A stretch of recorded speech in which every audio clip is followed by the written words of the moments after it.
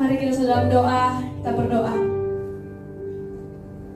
Terima kasih Tuhan, kami bersyukur untuk anugerah-Mu bagi kami. Terima kasih untuk kebaikan-Mu bagi kami Tuhan. Saat ini kami datang, kami percaya bahwa dimanapun kami berada, di situ juga Engkau berada Tuhan. Karena Engkau Tuhan kami yang maha hadir. Dan saat ini kami memuliakan Tuhan, kami memuji menyembah Tuhan. Engkau menjadi pusat pujian penyembahan kami saat ini Tuhan. Terima kasih Bapa yang baik, kami melawat setiap umat-umat-Mu Tuhan. Terima kasih Tuhan, haleluya. Terima kasih Tuhan. Aku hendak bersyukur pada Tuhan. Haleluya. Aku hendak bersyukur pada Tuhan karena keadilannya dan bermazmur bagi nama Tuhan.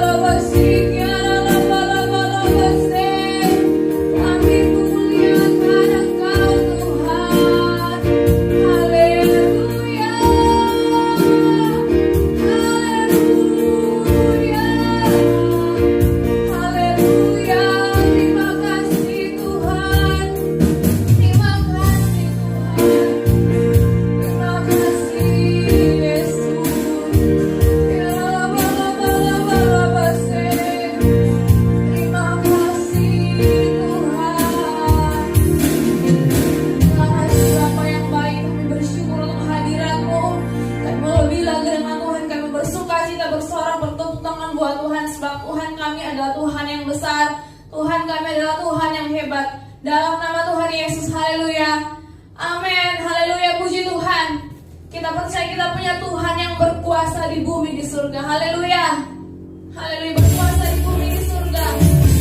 Amin. Terima kasih Tuhan.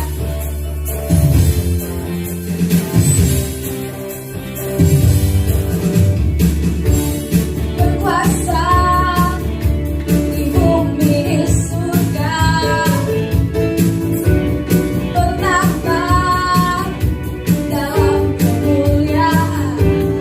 Oh, Dialah Tuhan Allah kita. Namanya berkuasa, pembebas umatnya. Betapa hebat, betapa kuat, dahsyatnya Allah kita. Dia berjaya atas semua perbuatannya. Amin. Betapa hebat, betapa kuat, dahsyatnya Allah kita. Dia bernama Yesus Raja segala raja, Tuhan Allah kita. Mari katakan berkuasa di bumi di surga. Berkuasa di bumi di surga. Amin, amin. Bertahta dalam kemuliaan. Oh, Dialah Tuhan Allah kita. Namanya berkuasa, pembebas umatnya. Betapa hebat, betapa kuat, dahsyatnya Allah kita. Dia berjaya atas semua perbuatannya. Amin. Betapa hebat, betapa kuat, dahsyatnya Allah kita. Dia bernama Yesus Raja segala raja. Katakan betapa hebat, betapa hebat, betapa kuat, dahsyatnya Allah kita. Dia berjaya atas semua perbuatannya. Betapa hebat, betapa kuat, dahsyatnya Allah kita. Dia bernama Yesus Raja segala raja, Tuhan Allah kita. Tuhan Allah kita. Sekali lagi katakan Tuhan Allah kita. Tuhan Allah kita. Haleluya. Puji Tuhan. Terima kasih Tuhan. Mari siapkan hati kita untuk diisi dengan kebenaran firman Tuhan. Terima kasih Tuhan, Engkau baik. Yesus, Kau kebenaran yang menyelamatkan kami. Haleluya. Yesus, Kau kebenaran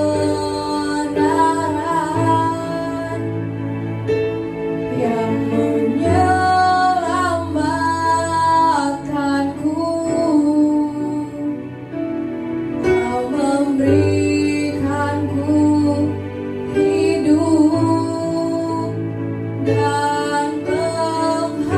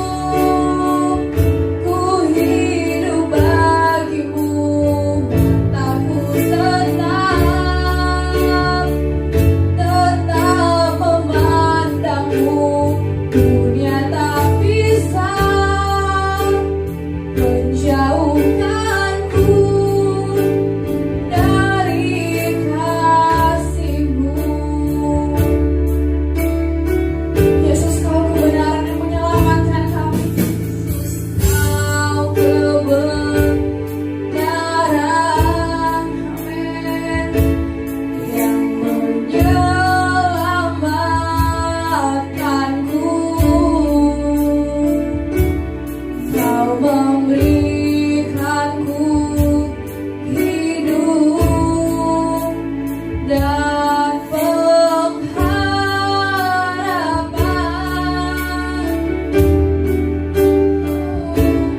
Ku ikut kehendakmu, ku perlu anugerahmu. Ku nyatakan janjiku kepadamu.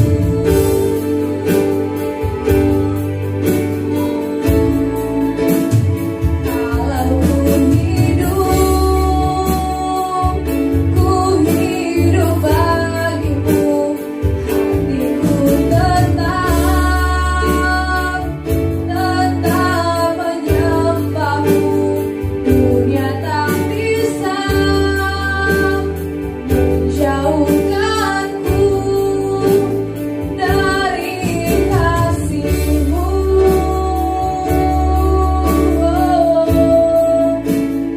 Selama ku hidup bagimu, mataku tetap memandangmu. Dunia tak bisa menjauhkanku dari kasih-Mu.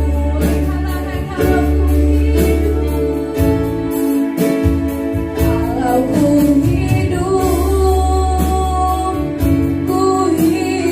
bagimu, hatiku tetap menyembahmu. Dunia tak bisa menjauhkanku dari kasih-Mu. Selama ku hidup bagimu, mataku tetap memandangmu. Dunia tak bisa menjauhkanku dari kasih-Mu.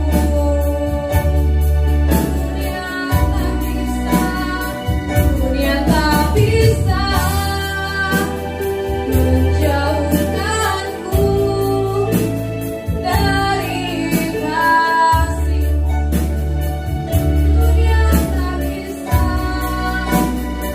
Dunia tak bisa menjauhkanku dari kasih-Mu. Makasih Tuhan, ini komitmen kami, ini janji kami di hadapan-Mu Tuhan. Selama kami hidup, kami hanya mau menyembah Tuhan, memandang hanya kepada Tuhan. Terima kasih Bapa yang baik, kami bersyukur. Kami siapkan setiap hati kami untuk diisi dengan kebenaran firman Tuhan. Kau mengurapi setiap kami, mengurapi hamba-Mu yang akan menyampaikan kebenaran firman-Mu. Dalam nama Tuhan Yesus, haleluya, amin.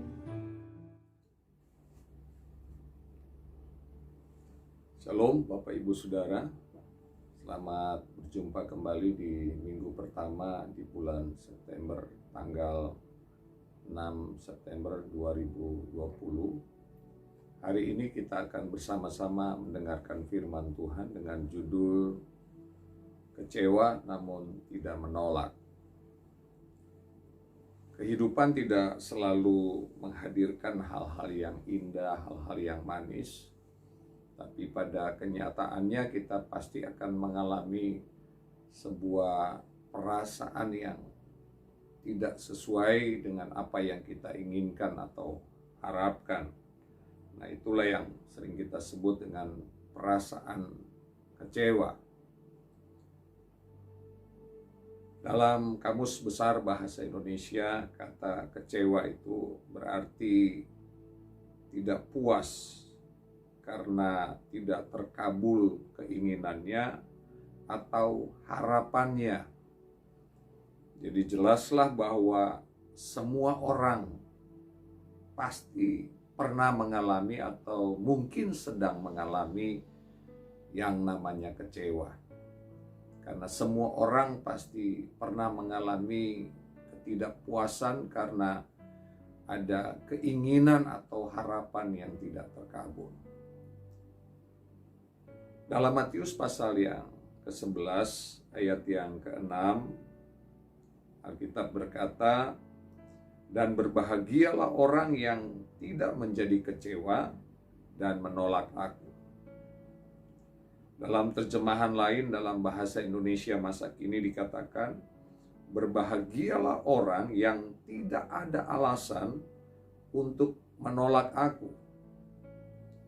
Akan dalam terjemahan bahasa Firman Allah yang hidup dikatakan, "Kemudian sampaikanlah kepadanya pesan ini, berbahagialah mereka yang tidak meragukan Aku."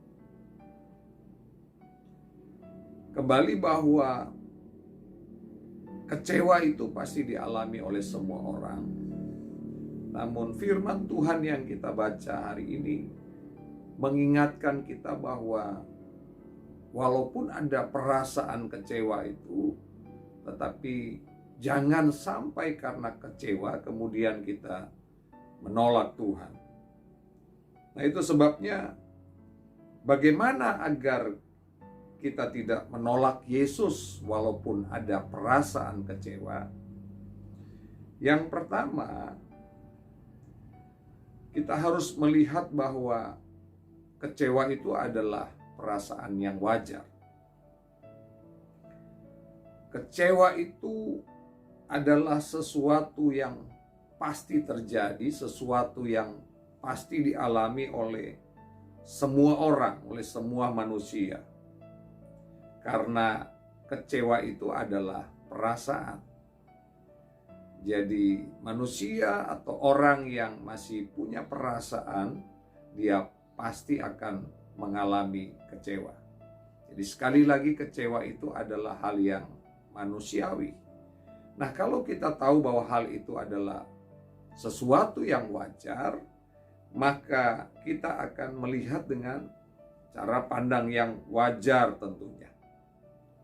Karena selama kita masih punya perasaan, selama kita masih berhubungan dengan orang lain, maka perasaan kecewa itu akan selalu ada. Namun perlu kita ingat, meskipun perasaan kecewa itu adalah sesuatu hal yang manusiawi, sesuatu hal yang wajar,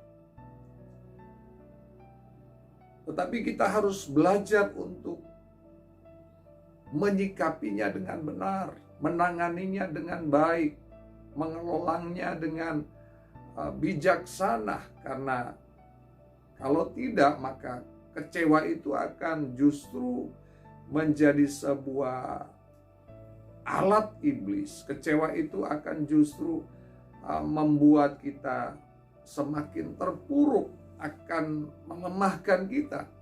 Karena kecewa itu ketika kita biarkan terus-menerus, maka itu akan meningkat menjadi sebuah kebencian dan akhirnya bisa menimbulkan kepahitan atau akar pahit. Nah, orang yang terus-menerus dikuasai oleh perasaan kecewa itu akan mengakibatkan dia menjadi putus asa, dan tidak jarang orang yang karena kecewa itu kemudian bisa mengakhiri hidupnya atau dia bunuh diri. Ada contoh dalam Alkitab, misalnya seorang yang bernama Yudas, karena dia kecewa, dia berharap bahwa Yesus adalah tokoh atau pemimpin yang bisa membebaskan mereka secara politis dari penjajahan. Mereka akan mengalami kemerdekaan secara politik, tapi kemudian itu tidak terjadi sehingga dia menjual Yesus, dan pada akhirnya dia kemudian menyesali apa yang dia perbuat. Dan karena dia dikuasai oleh perasaan kecewa itu, maka dia mengakhiri hidupnya. Yang kedua, bagaimana agar kita tidak menolak Yesus walau ada perasaan kecewa? Kita harus pahami kebenaran secara utuh. Memahami kebenaran secara utuh memang tidak terjadi instan. Perlu ada sebuah usaha, ada sebuah upaya untuk belajar tentang kebenaran. Perlu ada sebuah respon hati untuk bergaul intim dengan kebenaran, membaca firman Tuhan, merenungkan firman Tuhan, dan kemudian menghidupi kebenaran itu. Kenapa seringkali kita sulit memahami kebenaran secara utuh? Karena paling tidak ada dua hal. Yang pertama, karena realita atau kenyataan yang kita alami. Misalnya, kita tahu bahwa Yesus adalah Tuhan yang memelihara kita, Tuhan yang menjaga kita. Tapi kemudian ketika Tuhan mengizinkan kita mengalami masalah, ada realita kenyataan pahit yang kita alami, maka kemudian kebenaran itu menjadi samar-samar, kebenaran itu menjadi sesuatu yang kita ragukan, sehingga kalau kita tidak terus mempertahankan untuk memahami kebenaran itu, maka bisa jadi kita kemudian meragukan kebenaran tersebut. Nah, yang kedua adalah kenapa kita sulit memahami kebenaran secara utuh? Karena ada konsep yang terbangun di pikiran kita yang salah tentang Tuhan, yang salah tentang kebenaran itu. Misalnya mungkin kita pernah mendengar ada pengajaran-pengajaran, atau mungkin dari kecil kita diajarkan tentang sesuatu yang sebetulnya itu tidak sesuai dengan kebenaran. Contoh misalnya ada pengajaran yang mengajarkan bahwa ikut Tuhan itu akan selalu mengalami kemakmuran. Padahal kenyataannya akan sangat berbeda kalau kita mempelajari kebenaran secara utuh, maka ternyata Tuhan tidak pernah berjanji untuk hal itu. Atau contoh mungkin Bapak Ibu Saudara yang pernah sekolah minggu misalnya. Ya, ada lagu anak-anak itu yang saya pernah dengar, ya kira-kira liriknya seperti ini, ya. Dong dong kedong dong, ada iblis di bawah kolong. Konsep itu kalau kita tidak mengajarkan secara benar kepada anak-anak kita, ya itu akan terdoktrin kepada mereka, sehingga mereka akan menganggap bahwa di bawah kolong ranjang itu akan selalu ada iblis di sana, ya. Sehingga anak-anak kita kadang-kadang menjadi takut untuk tidur sendirian kalau misalnya di kamarnya itu ada ranjangnya dan ada kolongnya, sehingga dia membayangkan bahwa ada iblis di bawah kolong. Nah, ini hanya contoh sederhana sebetulnya. Dan begitu banyak informasi atau kebenaran yang sesungguhnya bukan merupakan kebenaran yang sejati, yang pernah masuk ya di kepala kita, di memori kita, yang terus kita ingat, yang padahal itu bukan kebenaran yang sejati. Nah, itu sebabnya dengan kerendahan hati kita harus sungguh-sungguh datang kepada Tuhan, memohon Tuhan untuk mengajarkan kepada kita tentang kebenaran yang sejati itu. Bukankah Alkitab berkata bahwa Roh Kudus itu adalah Maha Guru kita? Dia yang akan mengajar kita supaya kita memahami kebenaran. Dan pada waktu kita memahami kebenaran yang sejati itu, maka tidak ada seorang pun yang akan meragukan Tuhan. Tidak ada seorang pun yang akan menolak Tuhan walaupun memang dia mengalami perasaan kecewa. Beberapa waktu yang lalu kita sudah menyelesaikan pembacaan Alkitab pada kitab Ayub. Yang luar biasa, kita boleh melihat bahwa Ayub mengalami pergumulan panjang dalam hidupnya. Seharusnya Ayub adalah orang yang paling pantas, orang yang paling layak untuk merasa kecewa akan keadaan, kecewa akan situasi, akan orang-orang di sekitarnya, bahkan dia kecewa akan Tuhan. Dan itu dia memang mengungkapkan perasaan kecewanya itu. Namun yang luar biasa di balik rasa kecewanya, Ayub itu dia tidak menolak Tuhan. Dia tetap mempercayai bahwa Tuhanlah yang benar. Bahwa Tuhanlah yang memang berdaulat atas kehidupan manusia. Sehingga pada akhirnya kita membaca di Ayub pasal 42 bagaimana happy ending, bagaimana finishing well yang Ayub alami, pemulihan Tuhan terjadi di sana. Itu sebabnya kita harus tetap bisa mengatasi rasa kecewa itu. Walaupun kecewa, kita tidak menolak Tuhan. Kenapa? Karena kita mempelajari kebenaran secara utuh. Kita mengalami kebenaran secara utuh. Kalau kita pahami kebenaran secara utuh, maka tidak ada situasi, tidak ada orang lain yang kemudian mengecewakan kita dan mengakibatkan kita menolak Tuhan. Kenapa?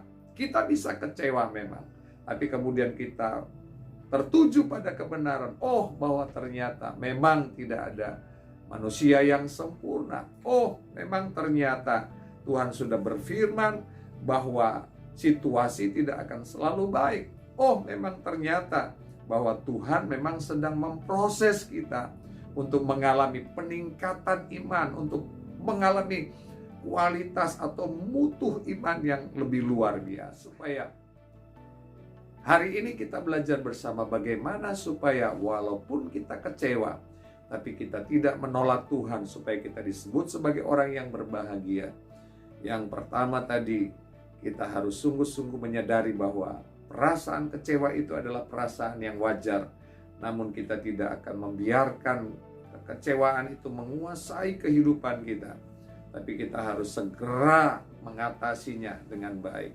Dan yang kedua, kita harus belajar untuk memahami kebenaran secara utuh. Ya, melihat firman Tuhan secara utuh, menghidupi firman Tuhan secara utuh, maka kemudian kita akan menyadari segala sesuatu yang terjadi dalam kehidupan kita, yang menimpa kita, ada dalam kendali dan kedaulatan Tuhan. Sehingga ada memang perasaan kecewa, tapi kita tidak akan pernah menolak Tuhan. Yang setuju katakan amin. Sehingga kemudian kita menjadi orang-orang yang berbahagia. Dan Yesus memberi teladan bagi kita semua. Dia banyak mengalami kekecewaan oleh murid-muridnya, oleh orang-orang di sekitarnya, oleh umat Tuhan, dan mungkin oleh kita hari ini. Tapi dia tidak melihat itu sebagai sesuatu yang menghalangi misi Allah untuk penyelamatan umat manusia. Dia tidak dikuasai oleh perasaan kecewa itu, tapi kemudian dia tetap menjalankan apa yang menjadi tugas Bapa yang Bapa telah berikan kepadanya. Dan hari ini kita boleh diselamatkan karena Tuhan menang atas perasaan kecewa itu. Dan biar hari ini kita semua sungguh-sungguh menyadari bahwa kita yang telah ditolong oleh Tuhan, kita yang telah banyak mengecewakan Tuhan, tapi kemudian kasih Tuhan sungguh besar bagi kita. Itu sebabnya hari ini kita tidak boleh ada niat sedikit pun untuk meninggalkan Tuhan, apalagi menolak Tuhan, karena ada perasaan kecewa dalam diri kita. Tapi kita akan semakin mengasihi Tuhan, karena Tuhan telah mengasihi kita. Tuhan memberkati kita. Amin. Mari kita berdoa. Bapa, kami mengucap syukur untuk kebenaran firman-Mu yang kami dengar hari ini. Walaupun ada perasaan kecewa ketika kami mengharapkan sesuatu tapi harapan kami tidak seperti yang kami, tidak terjadi sesuai dengan keinginan kami. Karena kami tahu bahwa Allah lebih tahu apa yang terbaik. Allah punya rencana yang lebih indah bagi setiap kami. Itu sebabnya tidak ada alasan untuk kami meragukan Engkau. Tidak ada alasan untuk kami menolak Engkau. Apapun kondisinya, apapun keadaannya, kami akan tetap percaya Engkau sepenuhnya. Kami bersyukur untuk segala sesuatu yang Tuhan izinkan kami alami, mengajarkan kami bahwa kami harus sungguh-sungguh lebih lagi bergantung kepada Tuhan. Terima kasih untuk firman-Mu, berkati semua kami yang telah mendengarkan firman-Mu. Dan kami menyerahkan terus bangsa kami Indonesia dalam tangan-Mu. Berkati bangsa kami Tuhan, pulihkan keadaan bangsa kami, pulihkan kesehatan, pulihkan ekonomi bangsa kami. Tuhan memberi kemampuan para pemimpin bangsa kami untuk menangani apa yang sedang terjadi menimpa bangsa kami. Terima kasih Bapa, seluruh umat Tuhan dalam perlindungan Tuhan yang sempurna. Dan sekarang kami akan menerima berkat-Mu. Anugerah dari Allah Bapa, cinta kasih dari Tuhan kita Yesus Kristus, kekuatan penghiburan, pengurapan dari Allah Roh Kudus menyertai kita mulai hari ini sampai selama-lamanya.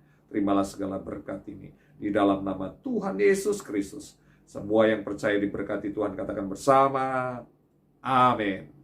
Selamat hari Minggu, Tuhan Yesus memberkati kita semua. HOW, antusias. Yes, yes, yes. Haleluya.